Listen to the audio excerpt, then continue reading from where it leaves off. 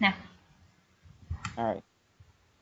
okay, today we're going to be reading a fan fiction. Well, let's just have Sparky explain. Well, I can't really reveal any personal information, but someone told me to read this story on fanfiction, and I thought, oh great, it's going to be fanfiction. But this one turned out to be a bit sexual, and apparently, it actually gets quite interesting when you like look past all the sex and stuff like that. But yeah, this story will be very explicit, so those with virgin ears leave.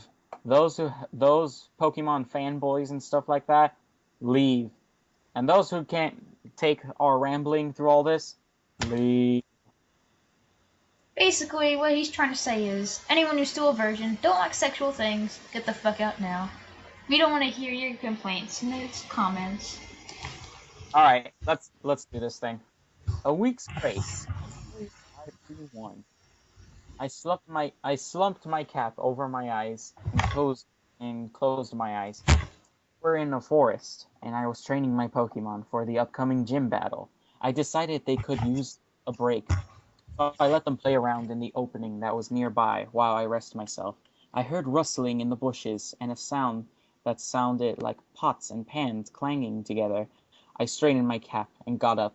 I walked towards the noise, and then it suddenly stopped. I leaned forward to the bush, trying to poke my head through the bush to see what's on the other side. Hi, shouted the girl who has stuck her head through the bush. I let it. I let out a yell and fell backwards. Oh, sorry, she said as she came around the bushes and helped him out. Didn't mean to scare you. It's okay, I said, as I dusted myself off. My name's Kate, she said, smiling. I'm Jack, I said. I held out my hand, and she shook it. So what brings you out here? Well, I was looking for ingredients, she said. Ingredients? For what? I asked. A magic potion, she whispers in my ear. A His magic ear. potion? A magic potion, I said with confusion. With con- she, Confusion. yeah, it doesn't say that. It's I know. confusing. She Yes, it nods is with confusing. Hmm. extent. Oh, I know, she said. It's pretty awesome, isn't it? Yeah, sure, I said. Well, well, I should get back to training my Pokemon. Ooh, she said. Can I see them? Yeah, sure, I said as I led her to the opening. As I entered the opening, Timber was showing off to Min Xiao by juggling his log. She clapped when he caught it in his hand. Impressive, I said as I clapped as well. He looks at me with embarrassment and smiles. Oh, how cute, Kate says. She rushes up to Mange Cell and gives her a hug. You have a Mange Cell. I heard I heard a swooping noise uh, and turned around. Unpheasant landed behind me. Hello, Unpheasant, I said as I stroke her head. She rubs my hand as I stroke her. Very nice landing. Katie releases Mange Cell from her hug and rushes to meet Unpheasant. You have an Unpheasant too, she starts to stroke Unpheasant's head. I wouldn't do that if I didn't get a chance to finish my sentence, as Unpheasant used air cutter on her. It narrowly misses cutting her shirt. Yeah, I said she doesn't like being handled by other people. I'll try and keep that in mind, she said. Just then, Dewott, Weasel, and Milligans walk into the opening. Dewott and Buizel looked wet. There was a lake nearby, so they must have had a dip to relax.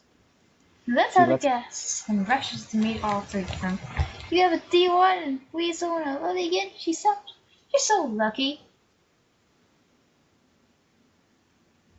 um Hmm? you need to keep going. No, Oh, it's oh your wait. one. Duh. Oh, Oh my don't goodness. don't you have a Pokemon? I asked her.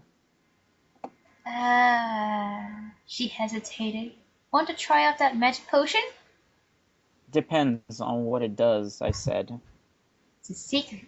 She said I gave. She gave me a wink. Just let me get the ingredients, and I'll make some. Can't wait, I mumbled as I slumped against the tree. Sounds like I some watched. sarcasm. I know, it is. I watched her set up a fire and a tiny table. She pulled out a couple of ingredients and placed them in a saucepan. She adds a little bit of water, which I made Dewott supply. She finishes it off with a little pinch of some sort of powder. She sprinkles the powder in the saucepan, lights up with a green light. A green smoke rises from the saucepan. Kate smiles as she places the saucepan on the table. Now we got to wait 2 hours, she said. You want to put out the fire. I nodded and twisted my head to Dewott. Dewott, use water gun, please, I said. She puts out the flame, and we waited. Finally, 2 hours were up, and the sun was already setting. I pulled myself out of the tent and the table. My Pokemon followed behind me as we crowded around the table. She pours the potion into a small vial and hands it to me.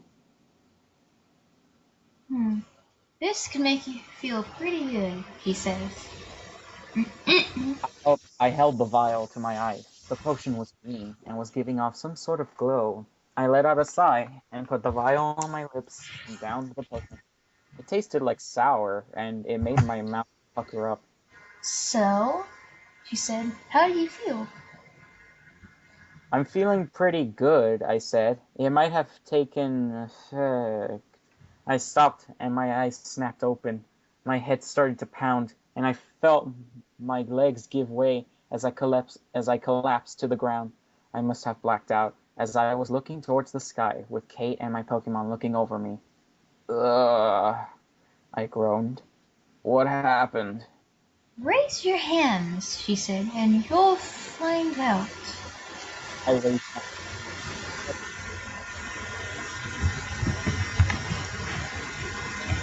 Hold on, I can't hear you. For some reason, my Skype is messing up. Alright, let me reread the sentence. God. I raised my hands, but they weren't my hands. They were paws, coated in a blue fur. I raised my head to see. I have shrunken, and I was wearing a blue dress-like cloth over my waist. Attached to it were 2 scalchops. I wiggled my black feet.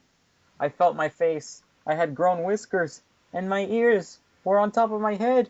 I felt something move behind me, and I felt behind me, and I felt behind my back. I grabbed onto a thick, flat, wriggling object behind me. I sat up and turned. I had grown an otter-like tail.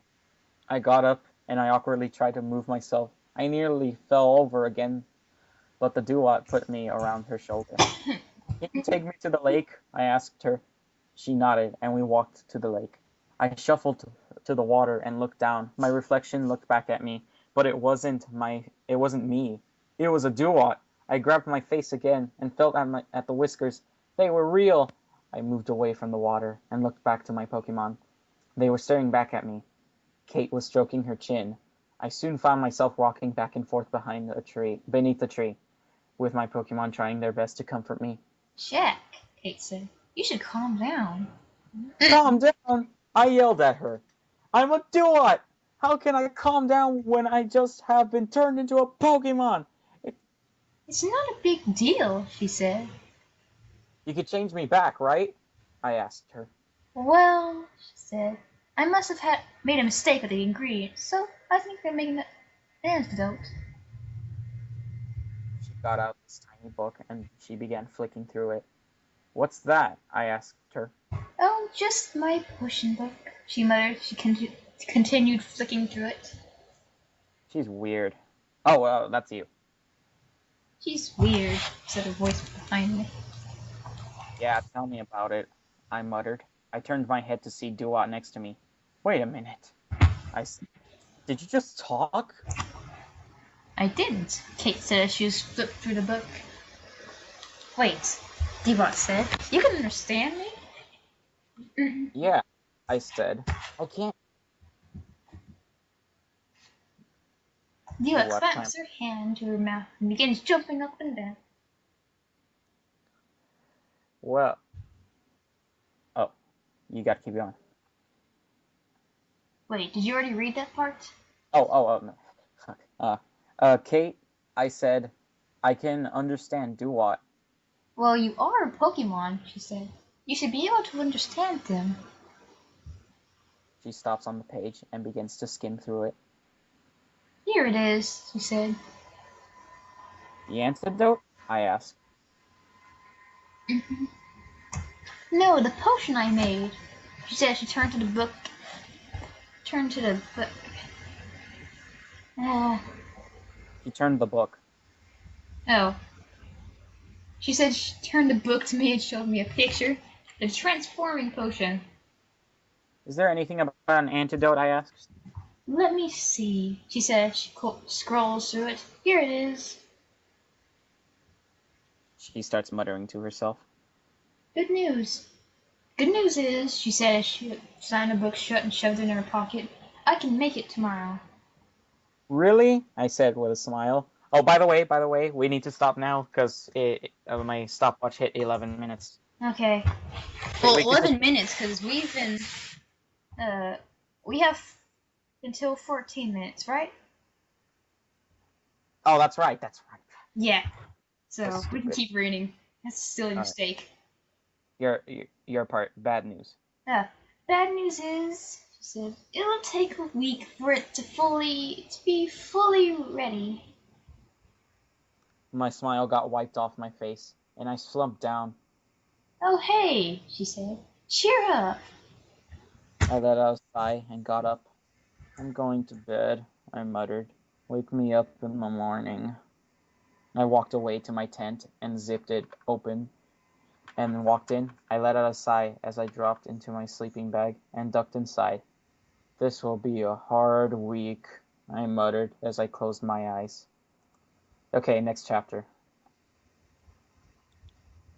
Mm-hmm. Chapter 2. You're on the second chapter, right? Yep. Chapter 2.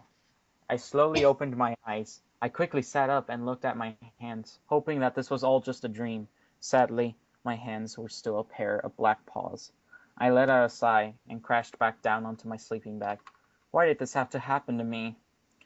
I mumbled to myself. I heard my tent zipper and I sat back up. Dewott poked her head in and smiled. Hey, Jack, she said. You want to come for an early morning swim with me? Yeah, I said as I let out a yawn. I'll come. I climbed to my feet and walked out of the tent and zipped it closed. I followed behind Dewott, who was looking pretty happy for some reason. We got to the lake and I sat down at the edge. Dewott took a running dive into the lake and disappeared under the surface. I dipped my feet into the water and let out a sigh of relief. The water soaked my feet, made me feel relaxed, and made me briefly forget that I was a Dewott. I felt something grab my ankles, and I let out a small yell as I was dragged underwater. The cold water made me gasp, and I took in a mouthful of water. I looked at my attacker. It was Dewott, and she was smiling at me.